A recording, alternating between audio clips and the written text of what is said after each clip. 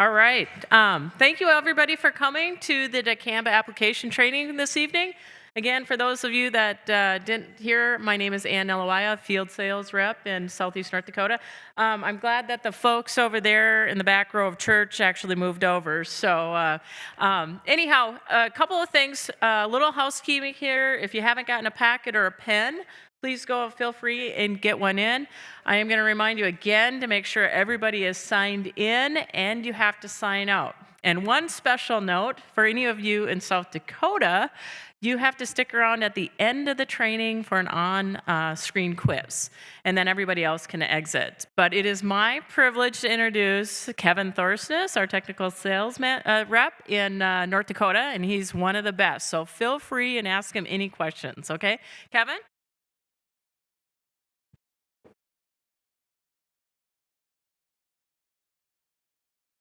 Thanks, Ann. As Ann said, I'm from Fargo, North Dakota, work with Bear, and we're going to go through the training here today. If you have any questions as we go through it, feel free to jump in and ask any questions. However, for the most part, it's pretty straightforward. As Ann said, if anybody's in here from South Dakota, historically South Dakota requires a test. They have given us the leeway this year to do the test on screen, so to speak. So do we have anybody from South Dakota here? I don't see any hands coming up. Okay, we'll get done quicker. So with that, we're going to move on to the first slide. As it says here, this is the application requirements, part of the training that's required by EPA for the Dicamba products. The approved formulations, there are four products, There's Extendamax, from Bayer, listed as Monsanto. Monsanto is a Bayer company today, as I think most of you know. DuPont's got the Fexapan, actually Corteva now, and then we have Tavium, which is a new product coming from Syngenta, and that is a combination of Dicamba and Dual. And then lastly, we have Ingenia. So as we go through this, it is a restricted use product. So as we go through it, though, this training does not preclude the need for a certified applicator's license. These are all the websites for the four different products where you can find a lot of information there regarding labels. You can also find how to apply the products in some cases, and some of the requirements, the approved applications that are used, so forth and so on.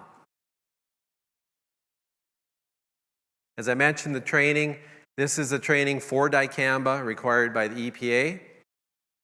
This does not mean that you don't have to go through and get be certified to apply pesticides. This is in addition to it. There are three ways you can get the training. One, there's listed as a state-provided or mandated training, or you can get a state-authorized provider, or in this case, where the registrant, Bayer Crop Science, is providing the training today. Some of the things we're going to cover today: label requirements, how we use the product, keeping the pesticides on target, what we can do to make sure we don't have them moving off target, using the right nozzles, right pressure, how we can mitigate any potential for volatility. Weed resistance management, that's one thing we're going to touch on, which is a little bit off the realm of Dicamba training per se, but it's important to understand how to use the products so that we keep them viable for as long as possible, because we don't have a lot of tools at this time in the toolbox to control some of these weeds, and we don't have a lot of tools coming forward. And then, of course, you got the success kits in front of you that covers a lot of the material that we're going to cover today.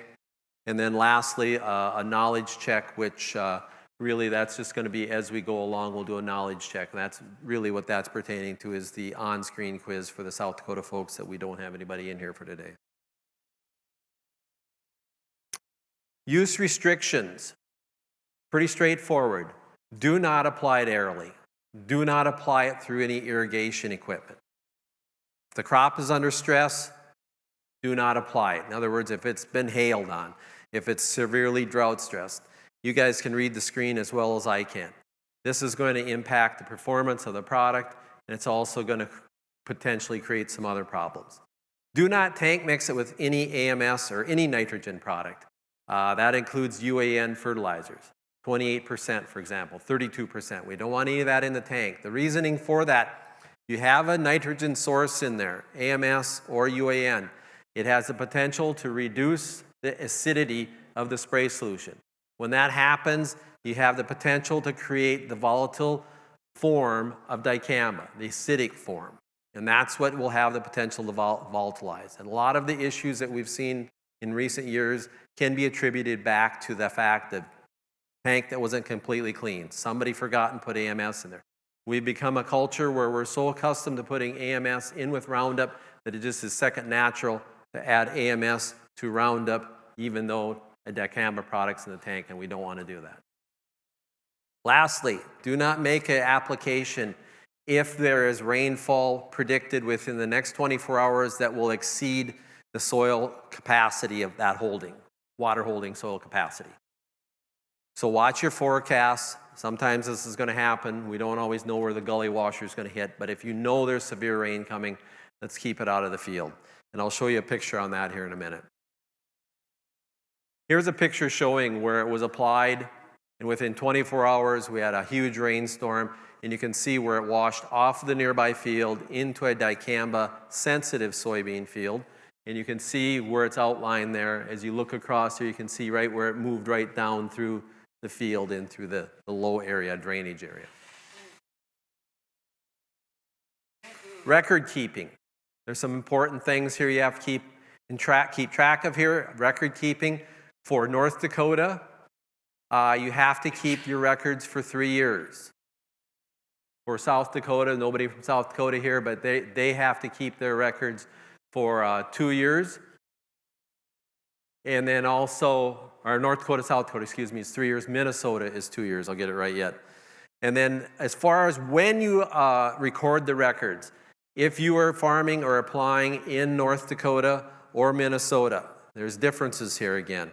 In North Dakota, you have to have it by the end of the day.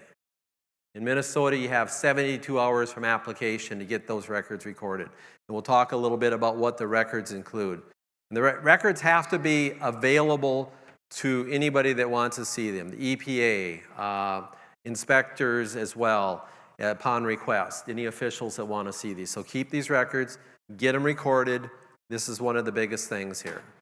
Keeping the records, going to the website, which we already showed you, and following the instructions as far as cleanliness and right tank mixes is probably the biggest keys to using the product. Here's just a shot of the records that you have to keep. You'll notice there's different sections on these. You've got the product itself. They want to know what product you applied, the EPA number, and those types of things. They also want to know the time of the day you apply it, what the weather conditions were when you applied it, and what the weather conditions were when you finished. You can also get an app that you can download for free that makes it quite simple to use it on your electronic devices. However, if you want to get more of these hard copies, you can get those online at extendamaxapplicationrequirements.com.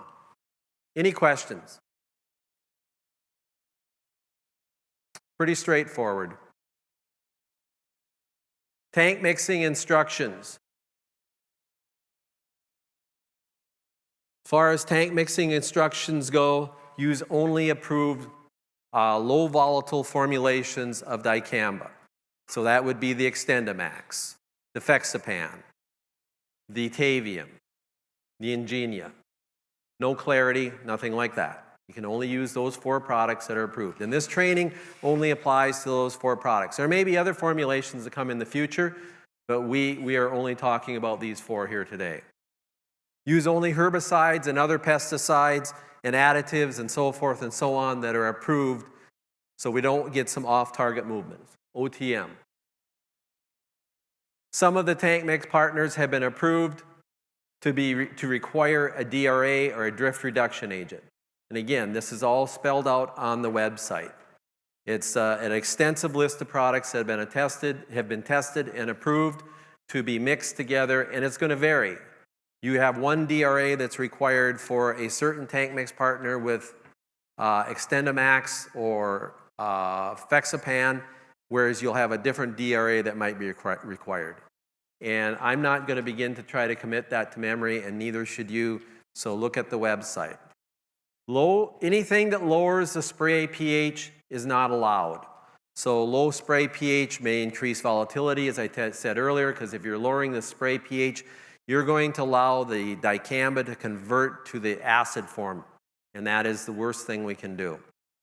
So use only approved tank mix partners.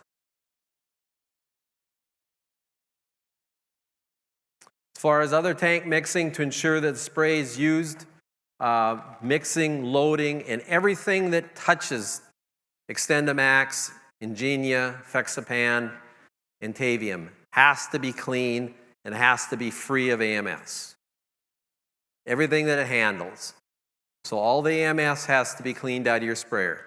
So good hygiene is a big part of it. If you have gunk that's hanging up in your sprayer from another application, these products can also adhere to that, or the AMS can adhere to it. And then it gets flushed out, and then we're going to have a problem. So we'll increase, even in small amounts, very small amounts of AMS has the potential to increase volatility, and I'll touch on that in a minute here. So cleanliness, hygiene is a big part of what we need everybody to do. Here's a little bit on the impact of AMS on the volatility. And this is a relative scale. So everything, all liquids have the potential to volatilize. Water will volatilize. So basically, we're looking at that as the bar. And when we add in Extendamax, this is some Baird internal data. We add in Extendamax to water. You can see the small bar there. We get a slight bump, you can say, in volatility potential. However, if we add in a recommended rate of AMS, 1% volume to volume, or weight to volume, either way, now you've increased the volatility up to 900. So in other words, this field, it'll take 900 of these fields to be equivalent to that of the volatile potential coming off that field. And as you move across, you can see we're reducing the amount of AMS. Over here, we are at an eighth. In other words, that would be like putting 1 pound in a 1,000-gallon tank. So now you're looking at the volatility of down around 75. In this situation, the volatility there, even with that small amount of AMS in the tank, it's equal to 75 of these fields. So 75 times greater by having just a small amount of AMS in that tank. When you think about a pound in a large spray tank, that is not a lot of AMS. Tank mixing instructions. As I said, there's approved lists for tank mix partners, the drift reduction agents. You have to check that list within 7 days of application. There's constantly being changes made to these websites, more products added, maybe something's coming off. I doubt that's happened very often, but sometimes products are discontinued, so it is removed. But for the most part, there's more things added. And then we have, again, the websites listed there for the Extendamax, the Fexapan, the Ingenia, as well as the Tavium. Off-target movement.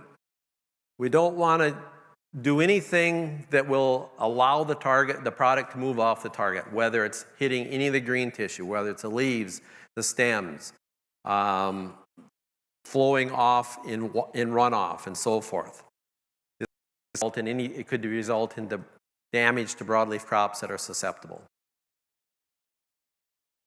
So some of the off-target movement ways that it can move off, we can have physical movement off of the desired applied area.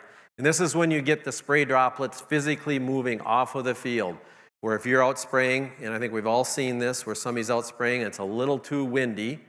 And with the Roundup Ready technology becoming so prevalent throughout our ag industry, most crops around you are often Roundup Ready tolerant, or Roundup Ready crops. So a lot of guys got accustomed to spraying Roundup when it was too windy. Plain and simple. We can't be doing that anymore because you can get that off-target movement. You can get the movement of the droplets moving sideways. Sprayer contamination. This one is a problem from the standpoint of you didn't get the sprayer cleaned out well enough. Like I said, you get some gunk hanging up in the sprayer, and then you add the dicamba to it. The gunk comes loose, whether it's in the end caps, it's sitting in some elbow someplace, a dirty mainline screen, and then it starts speckling up your field the next time you go out and you start spraying, and you're moving off target. Volatility. Any AMS in the tank is going to greatly increase volatility. And then the fourth one would be what I showed you the picture of applying when we had a heavy rain shortly thereafter within 24 hours, and we get movement basically in runoff. Application equipment and techniques, understanding the required nozzles, use only the approved nozzles. And again, this is listed on the websites. Do not use nozzles and pressure combinations not specifically listed on there. It's got to stay within the nozzle range as far as the pressure as well. I'll show you that in a minute. And these are just some pictures of examples of nozzles. Again, look at the website, 7 days, at least 7 days before application to see which DRAs, drift reduction agents, are approved, which nozzles are approved, what pressure they have to be used at. So this is approved, this isn't. Application equipment and techniques, keep track of the wind speed. Wind speed, as we all know, living in North Dakota, western Minnesota, wind speed can change within minutes. If you're in a field and you're within the range on the wind speed, but you feel the wind picking up, get out and check it. And if it's not in the range that's allowable on the label, get out of there. You'll have to come back another time. Take the wind speed at the boom height in which you intend to use the sprayer at, and that's 24 inches. So 24 inches above the canopy, where you want it to be. I've seen people down on the ground practically, I've seen people holding above their head, and neither of those are right. You want to be where 24 inches above the canopy, and do it in the field where you're going to be spraying. This one here, I only assume he's going to spray back here, but right there it looks like he's almost standing in his yard. You don't want to be doing that. Get in the field where that guy's at. And don't rely on weather stations. Get your own wind meter. Here's a demonstration of some work that we did at our Monmouth, Illinois farm in 2018. And these pictures in this diagram is 14 days after application. The application was made at 15 gallons per acre with 40 psi.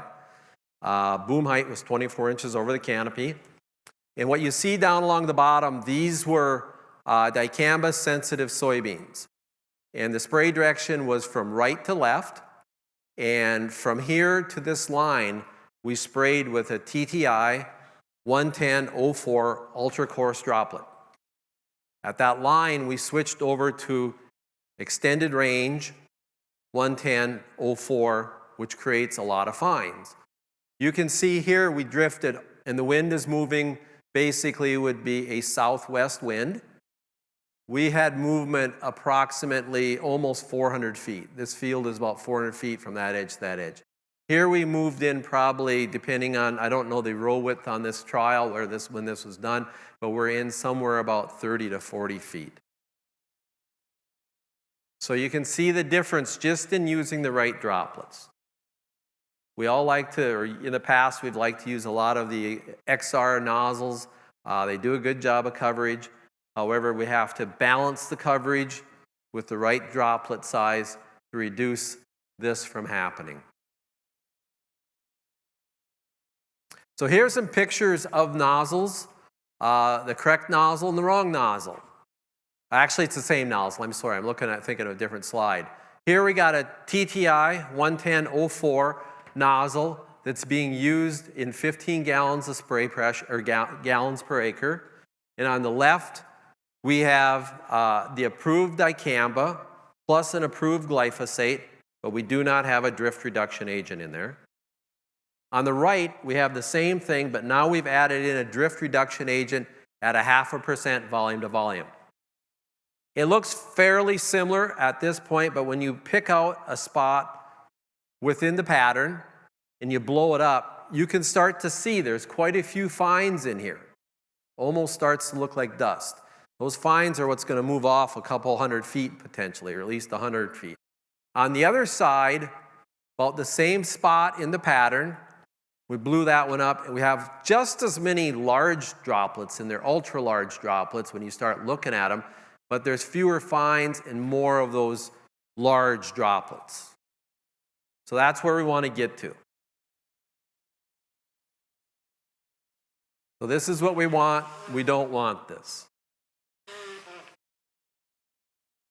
Here's another example where we're using the same droplet. We're using the TTI 11004, but we're within the pressure range, the approved pressure range, 30 to 60 psi. But you can see for a 110, that gets to be a pretty narrow pattern compared to the correct pressure here, a better pressure, 60 psi. And both of these applications are going to be Extendamax plus the approved glyphosate plus a reduction agent, drift reduction agent at 0.5%. So again, when we take and we blow these up, you can see in this scenario, there's no fines in there. We've reduced the fines, really done a good job. Do the same thing over here. We have a few more fines. The problem you're going to run into in this scenario here is, one, you're getting your patterns so narrow, you're not going to get even uniform distribution from the center of that nozzle to the next nozzle to the left. You've narrowed up that pattern. You're not going to get enough spray coverage where the pattern is covering, where they're meeting. And so what happens then, you're not going to get adequate control. And that becomes important too. We want to be able, like I said earlier, we've got to balance the right technology, the right application methodology with the right level of weed control so that we can protect the technology. So make sure we're at the right PSI. Application equipment and technique, spray volume, 15 gallons. A lot of people, we're all used to glyphosate going out at something around 10 or less. We need 15 gallons. 15 gallons, little bigger droplets, more droplets, better control. Temperature inversions. We'll show some examples of temperature inversions. We got to be careful of temperature inversions. That's where your product, you don't get enough movement of your air from your soil, your ground level, up into the atmosphere. So then what can happen is your spray droplets, especially the smaller ones, can hang there in that inversion. And then when we do get a little wind come along, it can deposit it a couple miles away or anywhere in between there or further. Application timing. Apply the product only during the daytime hours, no nighttime spraying, and we want this to start with 1 hour after sunrise and stop 2 hours before sunset. Used to be you thought we could go sunrise to sunset, and this all plays into the inversions. And actually, that thinking has changed considerably, where you got to get out there a little later in the morning and get out of there earlier in the evening and no nighttime spraying. And then, of course, the hygiene. That's a big one. Keeping it clean, keeping the whole spray system clean, keeping the AMS out of the tank, out of your tender truck, out of everything. A boom on a large sprayer can hold up to 30 gallons of spray solution. So make sure the boom is clean. End caps, pull them out. If you got end caps on there, figure a way to get rid of them or have dumps on there. And then hand clean the screens too. Some more on application technique. The boom height, 24 inches. We already talked about this. Speed, wind speed. A lot of people thought, well, we want to go out and spray when it's 0. No, that's worse. You got to have at least 3 miles an hour, because if you have a 0 wind speed, you're going to have the likelihood of a temperature inversion. That's when the wind is just going to 0. It's just going to hang there on a nice, calm, moist morning. And then ground speed. Do not exceed 15 miles per hour. This is going to help reduce the drift. It's going to also cut down on the dust that's going to tie the product up.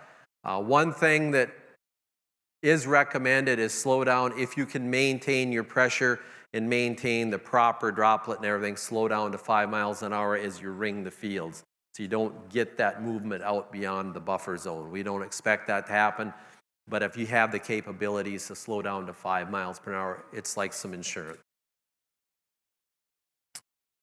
Little bit on temperature inversions. You can see right versus wrong there right away. This is basically some smoke creating device that's been dropped over this field. On the bottom, you can see here it's 7:15 in the morning, less than a mile-an-hour wind. Sounds like a great spray day, but then you look at this, how the wind there's no wind, so it's sitting right there. We're not getting any movement of air from up to bottom, no vertical movement. It's all horizontal.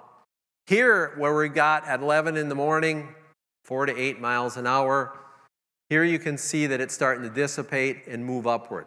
That would be a much better spray opportunity. Confirm and document adjacent crops. Talk to your neighbors. Talk to whoever you're applying for. Talk to the person you're applying the product for. Ask them if they've checked with the neighbor. Find out what's growing around you so that you know, because that becomes important as far as if we can spray the field or not. If you have a sensitive crop downwind, you cannot spray. That's what it says that right on the label, no application. Somebody's going to ask, well, how far downwind? That's not addressed. If it's downwind, you can't spray. So talk to your neighbors ahead of the season. Talk to them before you spray. There are some susceptible crop registries. Minnesota has one. North Dakota, I think, has some stuff for grapes and so forth, for vineyards. But beyond that, North Dakota's isn't quite as, I would say, as robust as some other areas. But the big thing is also then record if you've looked at a site or talked to somebody. Protection of the adjacent sensitive crops. I said this already. If there's a sensitive crop downwind, do not spray. Any crop that can produce symptomology from dicamba is considered a sensitive crop. Obviously, non-dicamba soybeans, grapes. You get in some places, pumpkins, gardens, trees in yards, some of those too. So you can see that as well as I can, what's listed there. And then also, again, any contact with the foliage, the stems, anything, is going to cause symptomology. Okay, here's an example. We've got a wind coming out of the east, and we've got crops all around it. This would be our Roundup Ready to extend soybeans. To the further east, to your right, we have non-dicamba tolerant soybeans. North, we have corn. South, we have corn. And then to the west, we have soybeans. Both cases extend soybeans. Can you spray that field? Yes, you can spray that field. That field is okay to spray. Again, though, it's important for the applicator to be aware. We talked about this earlier. Wind speed can change, but so can the wind direction. If you sense it's starting to change and it's starting to come out of the west, get out of there. It's just not worth dealing with it later. Okay, here we got another scenario where we have a northwest wind, same set of crops. Can I spray that field? No. Because if you go in there and spray it, there's a very high likelihood you're going to start moving into this field. And that's a downwind, dicamba sensitive crop. So you cannot spray it. So do not spray. Buffer requirements. Two kinds of buffer requirements. We'll get into that in a minute here. One of it's going to get into endangered species, which will be a little different than our normal buffer requirement. Okay, an example of a buffer requirement. So we have Roundup Ready 2 soybeans, we have a buffer, and then we have a wooded area. And we have the wind blowing from left to right, and the buffer is 110 feet. You have to always maintain a downwind buffer of at least 110 feet.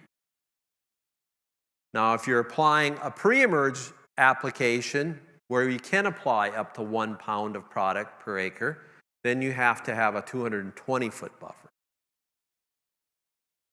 Downwind buffers are not intended to protect from a sensitive crop. So in other words, backing up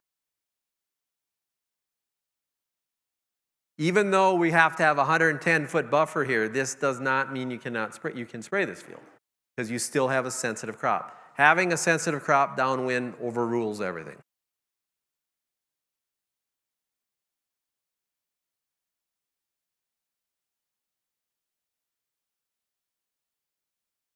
Buffer requirements. Roads can be considered a buffer. Gravel surfaces, mowed areas, motor managed areas, adjacent to fields such as right-of-ways. Planted agricultural fields that are tolerant to dicamba can also be considered a buffer. Corn, wheat, dicamba-tolerant soybeans. Agricultural fields that have been prepared for planting also can be considered that buffer area. And lastly, areas covered by the footprint of buildings can be considered a buffer area. So you need to have 110 foot from the last row you're going to spray to the adjacent area.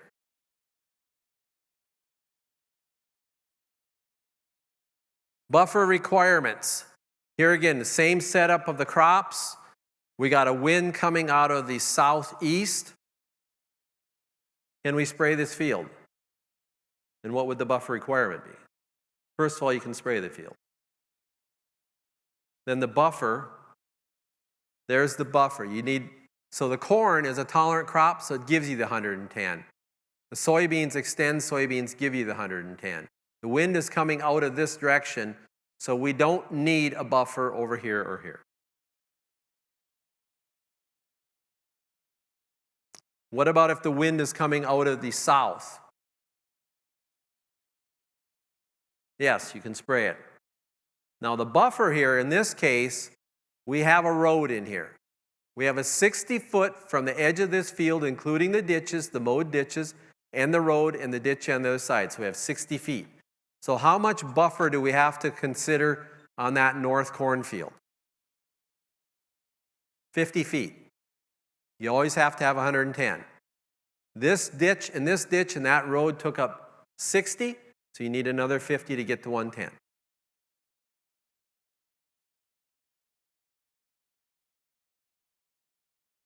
Endangered species concern. This is what they call a 57-foot omni buffer for endangered species. This is information that you can find on federal websites for the endangered species. It's a federal offense to use any pesticide that can result in the death of endangered species. So you want to make sure that you know. I'll tell you right now, in North Dakota, we don't have any listed. Minnesota, I'll show you the map in a minute. The applicator must be aware of the state limitations not found in your federal bulletin. There's over 1,300 species that are listed either as endangered or threatened in the U.S. The Endangered Species Bulletin will inform on whether a 57-foot omnidirectional buffer is needed for the application site. And what an omni buffer means, all sites, all directions. So North Dakota, there are no counties that are impacted. So you don't have to worry about the 57-foot omni buffer in North Dakota. And South Dakota. Minnesota, there's the list of the counties where we have to have a 57-foot omni buffer because of the endangered species. We'll get into buffers here in a minute, a little bit more on buffers. So same field setup. I have a wind coming out of the north. So you can spray it because everything south of there is going to be dicamba tolerant because it is corn. Buffers, now to the north again, this time we have a tree line. You think there could be some endangered species in that tree line? Yes. It's not a mowed area, it's not managed, so in the trees there could be some endangered species. So with that in mind, then you have to have a 57-foot setback in that field. So 57 feet from your last row that you spray to that tree line. Now, if it's a managed area, a tree line where they mow all around it and they keep it manicured, then you more than likely would not need that 57 feet.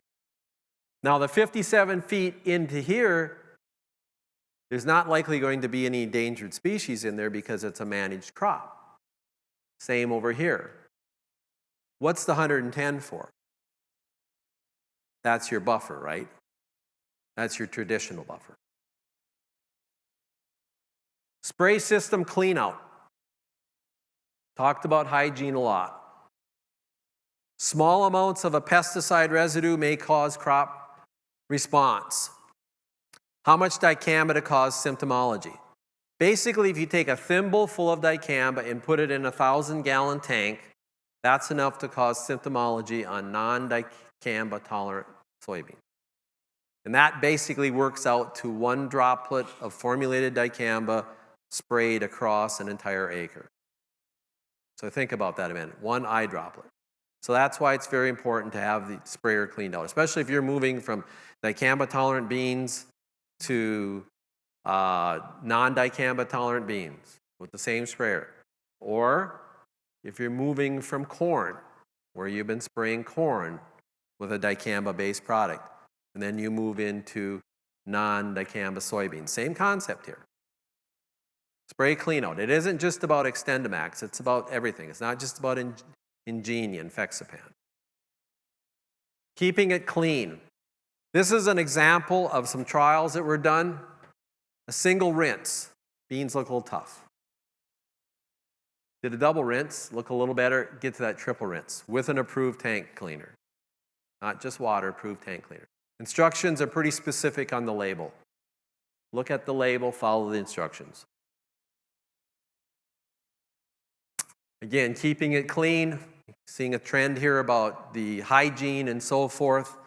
The tank, welded seams. We know that there's all kinds of hidey holes in these sprayers for stuff to hang up on. You got the baffles, you've got material that can absorb. Poly tanks especially are going to have those issues. Like I said, the welded seams any place you can get some gunk hanging up. Gunk from another spray application that you didn't get cleaned out. Now you get the dicamba in there, and for whatever reason it comes loose. It's going on the third field out. It's going where you don't want it to go. Corners, bottoms, sumps, lids, clean everything. Valves. You need to cycle them during the flushing and cleaning. Front and side loading ports, make sure everything's cleaned. Flow meters, hoses, you name it. Lines and hoses, anything, if your hoses have some cracks in them, they're getting a little old, it can absorb into there, and again, it can release at the wrong time. So imperfections on the interior surfaces inherent to material type as well. If you have real sharp bends, I talked about the dead ends already on the spray booms. Big boom can hold about 30 gallons of spray, so there's all kinds of issues that can occur. And lastly, don't leave the spray sit in the tank overnight. Don't ever leave the spray sit in the tank. You got to get it out of there, get rid of it someplace. That's where it's going to hang up, and then we're going to have a problem. Screens, inline strainers before and after the pump, make sure they're cleaned. This is an age-old problem. In my career, I've seen a lot of carryover issues from one spray application to the next. And oftentimes we get this call where they say you had contaminated product. And a lot of times you go out there and grab that inline strain, pull it off, and it's filthy. Clean them. Suction the filters at the front and the side. Nozzle screens, clean those too. Especially these ones where we have multiple nozzles, spinners. Clean them up, clean them all. The boom, dead ends, mentioned that several times. 30 plus gallons here, actually, it says on a large boom. And then nozzles, tips, nozzle bodies, all of it. Anything that the chemical can touch is going to have the potential to be dirty. The turrets. Keep it clean. Tender trucks, hoses from the tender truck. The hose that you use to transfer one chemical into the sprayer, make sure you clean it before you move it on to the next one. When cleaning, triple rinsing, and also the drain sump. Hot loads. That's one of the areas where we have found in certain parts of the country where it's been a big problem, is the hot loads coming in dirty. And then weed resistance management. I talked about this already a little bit. We just want to touch on this from a standpoint that we want this technology to be around as long as possible and to try to manage it as best as possible and not kick it to the curb like we have with other technologies already. Combine all tactics to be effective. In other words, use cultural as well as chemical practices, crop rotation, tillage where possible, cover crops where it makes sense. Start clean, use residuals, layer in the residuals, overlap residual herbicides, and then timely applications of less than 4 inches. Less than 4 inches.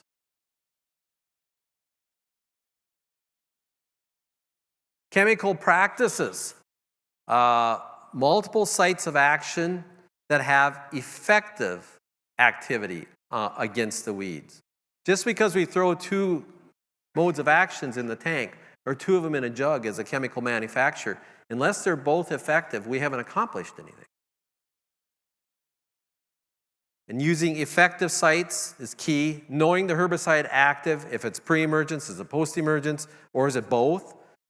Whether practical, whenever practical, use multiple sites of action as pre and post. We live in North Dakota where we have a short cropping season, western Minnesota, where it's difficult to always get that pre out there, but we need to do everything we can to get the pre out there. Because that'll go a long way in preserving our technology, just not the Dicamba technology, but all the other technologies we have on the market.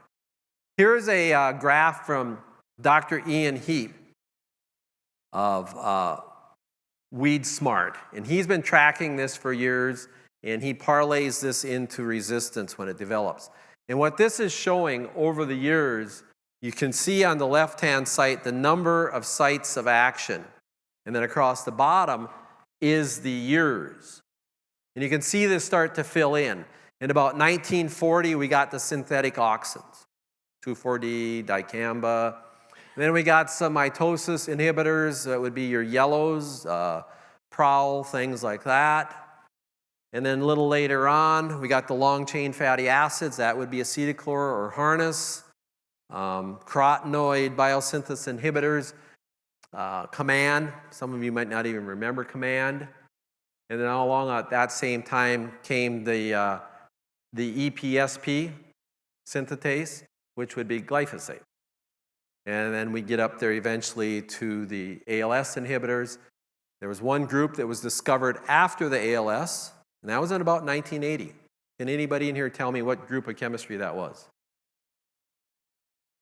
Used widely in corn, widely in wheat, coming in soybean. HPPDs. We as a company within Bayer and several other companies are marketing a lot of HPPDs. So we got to figure out a way, again, to take care of these things. So that was the last one that was discovered, 1980. There's some of you in this room that probably weren't even born yet. I had barely graduated from high school. And I got a lot of gray hair now. Effective applications, weed height. Smaller is better sometimes. 4 inches or less. This is not a 4-inch amaranth. That's what got us in trouble with glyphosate. Big weeds, not the right rate, not the right tank mix partner or no tank mix partner, not the right adjuvant. Applications of low volatility formulations use labeled rates. So here's all the rates that are listed. So it varies, depends on product. Extendamax and Fexapan are both 22, Ingenious 12.8, and Tavium that has the dual in it considerably higher because of the dual that's in there, but it's at 56.5 ounces. 4-hour rain fast period. If it's cold or drought stress, that can impact the control, which is going to impact potential resistance development. And then spray the weeds that are actively growing. When do we spray? Got a crop-specific cutoff. Got 45 days after planting or flowering, R1 and flowering. And then on top of that, in North Dakota, in South Dakota, we have a June 30 cutoff. Minnesota has a June 20 cutoff. Now this is for Ingenia, Extendamax, and Fexapan. For Tavium Plus, they are at V4 or 45 days after planting, whichever comes first. And all of these are whichevers. So if you plant your beans on May 1, you essentially have 45 days to get it on. It's June 15th. You plant your beans on June 1, they're probably going to flower sometime around the week of June 20. And if they flower on June 25th, you're done, even though you're only 20 days out. If they don't flower until July 1, you're done on the 30th in North Dakota and the 20th in Minnesota regardless. Clear as mud? Okay, rate-wise, pre-emergence and burn down, we can apply a half a pound up to a pound, but only a half a pound. You can actually apply a full pound pre-emerge. In crop or for an application on the dicamba tolerant soybeans, you can only apply up to a half a pound. But you can apply it twice. So you can apply a total of 2 pounds across the crop for the full season. So a pound pre, a pound post. Applications of low volatility formulations. Whenever you observe a lack of control, we need to know because we need to track this. Contact this information at the bottom and let us know if it's not performing properly. And then somebody will visit with you and we'll try to get to the bottom of it. Sometimes it's application parameters, going to 30 psi instead of 60 because it's a little breezier than you want it to be and you're trying to control the droplets. Well, that doesn't always work as we showed. Or it could be too large of weeds, or it could be not the right gallonage, and God forbid it could be resistance. And that's what we don't want to know, so that's why we want to track it. State restrictions. We already hit on most of this. North Dakota, June 30 cutoff date. Complete records the same day you spray and keep them for 3 years. And they can be viewed at any time in that time frame by governmental officials. South Dakota, June 30 cutoff. Complete the same day and keep the records for 3 years, training exam. Then Minnesota, June 20 cutoff, complete the records within 72 hours and keep them for 2 years. I'm assuming nobody in here is from Nebraska or Iowa. Certificate of completion. The certificate of this training will be emailed to you. So it's important when you leave that you check out. If you don't check out, you're not going to get it. If you don't get it within 24 hours, do a couple things for us first. Check your spam box and turn off your pop-up blockers on your computer. If you still don't get it, contact that number there, 1-844-RR-EXTEND. Between those times, 8 and 5. And give them your email, and they'll resend the certificate to you. Any questions? And there's nobody in here from South Dakota? Because if you are, there's just a short quiz. But if there isn't, we are done.